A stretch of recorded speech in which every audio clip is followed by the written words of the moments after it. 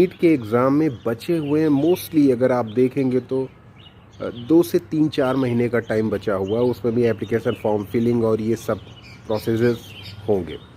ठीक है, अगर कोई और अनफोर्सीन कंडीशन नहीं आई लाइक कोविड तो आपका एग्ज़ाम बहुत जल्द होने वाला है।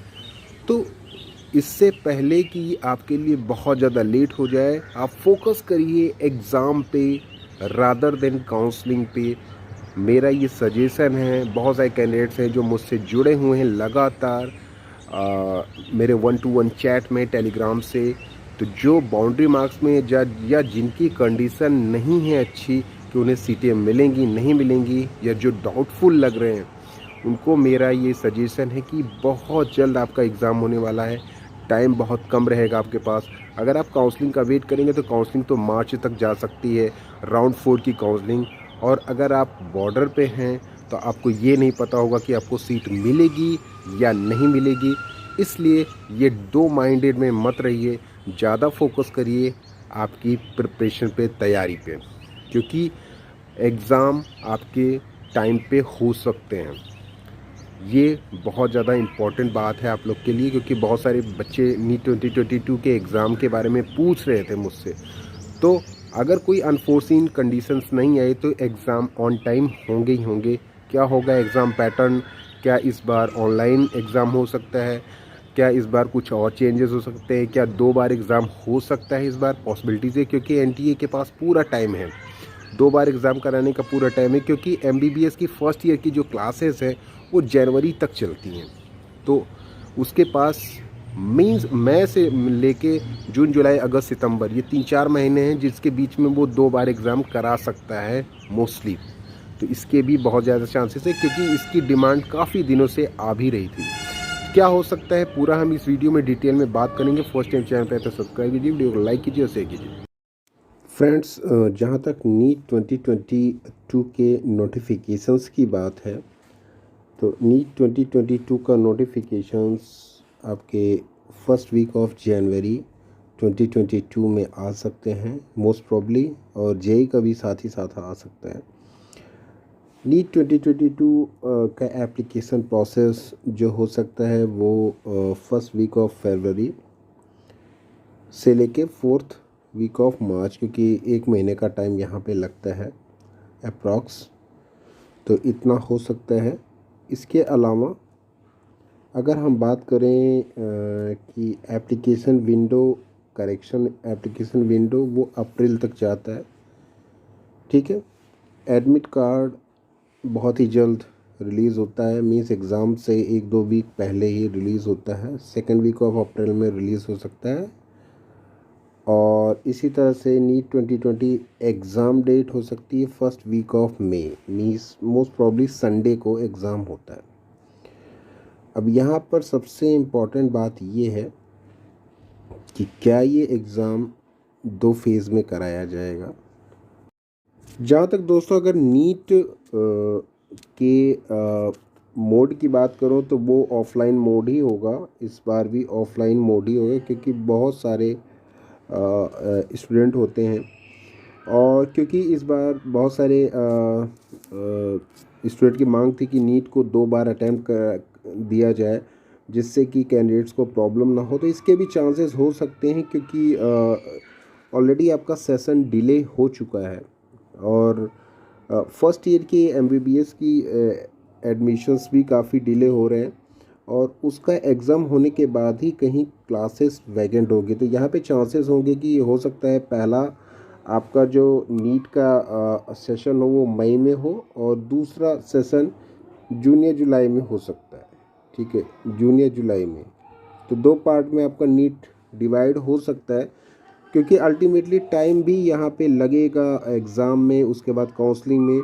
और एमबीबीएस फर्स्ट ईयर की प्रीवियस ईयर्स की क्लासेस भी वैकेंट होनी चाहिए, तभी ये आपके आपकी क्लासेस स्टार्ट होंगी। तो ये एक मजबूरी भी होगी कि कहीं ना कहीं इस प्रोसेस को आपको लंबा खींचना ही पड़ेगा, चाहे वो एग्ज़ाम की बात हो। एग्ज़ाम भी डिले हो सकता है काफ़ी, और क्या कहते हैं, काउंसलिंग भी डिले होती है, क्योंकि अल्टीमेटली ये मैच करना पड़ेगा प्रीवियस ईयर्स के सेशन से। प्रीवियस ईयर्स की क्लासेस जब बैकेंड होंगी फर्स्ट ईयर की, तभी कहीं जाके नेक्स्ट ईयर की मीन्स 2022 की क्लासेस का एडमिशन प्रोसेस स्टार्ट हो सकता है, या काउंसलिंग स्टार्ट हो सकती है, या क्लासेस स्टार्ट हो सकती है।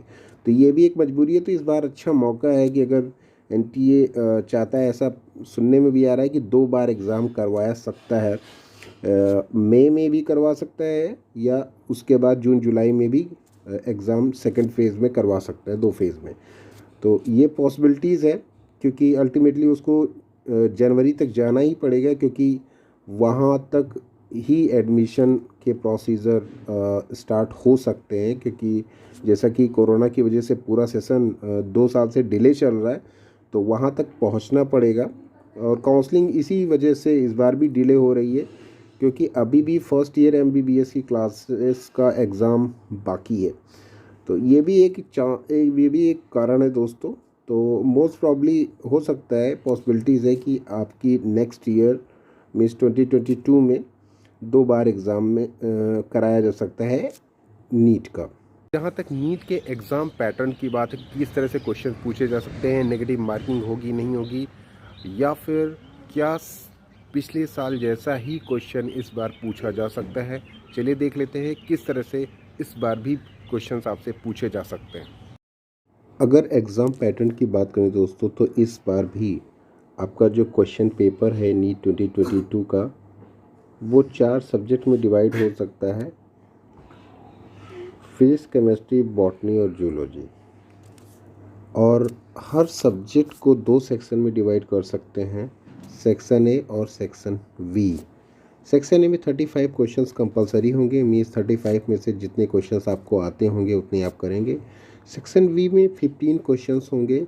आउट ऑफ 15 क्वेश्चंस आपको 5 ऑप्शनल क्वेश्चंस मिलेंगे, मीन्स 15 में से 10 क्वेश्चन आपको करने होंगे।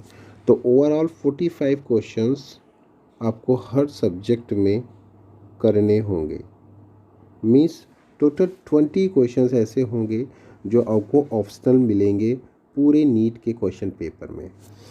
तो अगर आप देखेंगे तो 140 मार्क्स का आपका पहला सेक्शन होगा, 40 मार्क्स का आपका दूसरा सेक्शन होगा।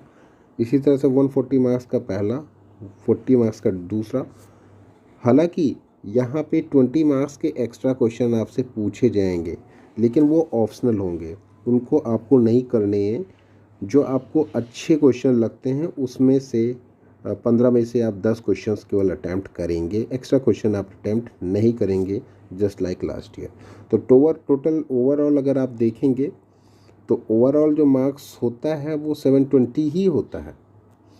तो 720 ही मार्क्स होगा टोटल।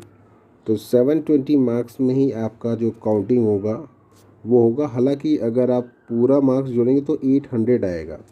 तो 800 का क्वेश्चन पेपर होगा, लेकिन 720 टोटल मार्क्स होंगे उसके, क्योंकि यहाँ पे 80 मार्क्स जो हैं वो ऑप्शनल में होंगे, मीन्स जो भी क्वेश्चंस होंगे 20 क्वेश्चंस।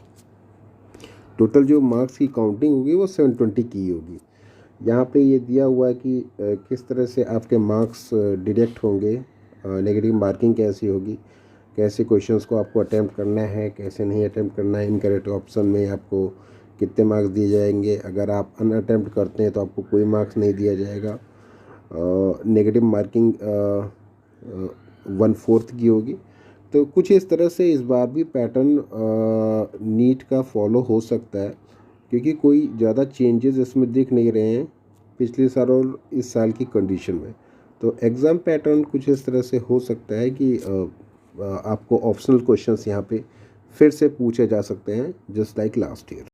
दोस्तों, नीट यूजी 2020 की ही तरह आपका जो एग्ज़ाम है वो रीजनल लैंग्वेज में पूछा जा सकता है, 13 लैंग्वेज में, जिसमें इंग्लिश, हिंदी, असमीज़, बंगाली, गुजराती, कन्नड़ा, मलयालम, मराठी, उड़िया, पंजाबी, तमिल, तेलुगु और उर्दू, ये सारे लैंग्वेज होंगे।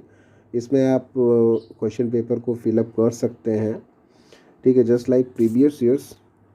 तो यहाँ पर सीधा सीधा कहने का मतलब ये है कि आप अगर रीजनल लैंग्वेज में क्वेश्चन पेपर को मांगते हैं तो इंग्लिश एज अ ट्रांसलेशन आपको मिलेगा ही मिलेगा। अगर आप हिंदी का केवल इंग्लिश का क्वेश्चन पेपर मांगते हैं तो आपको ट्रांसलेशन नहीं मिलेगा किसी भी लैंग्वेज का, अगर इंग्लिश आपकी चॉइस है क्वेश्चन पेपर की तो।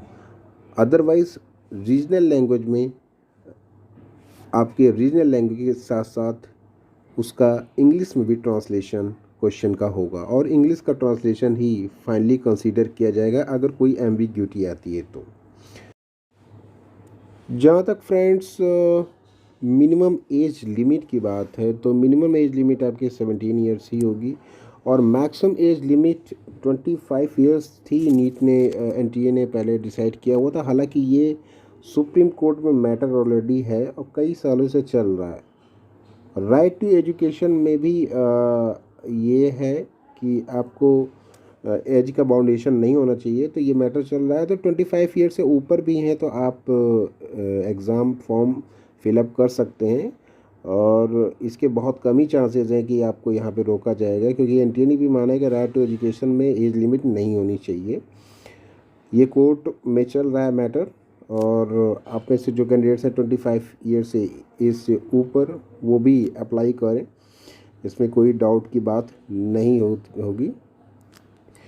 तो ये कुछ इस तरह से एज लिमिट हो सकती है जस्ट लाइक लास्ट ईयर। और जहाँ तक एजुकेशनल बैकग्राउंड की बात है कि कितने मार्क्स होने चाहिए कैटेगरी वाइज, वो पिछले साल जैसे ही हो सकते हैं जैसा कि पिछले साल हुआ था। कुछ इस तरह से general, OBC, SC, ST, physically handicapped, EWS के जो मार्क्स हैं वो कुछ इस तरह से हो सकते हैं।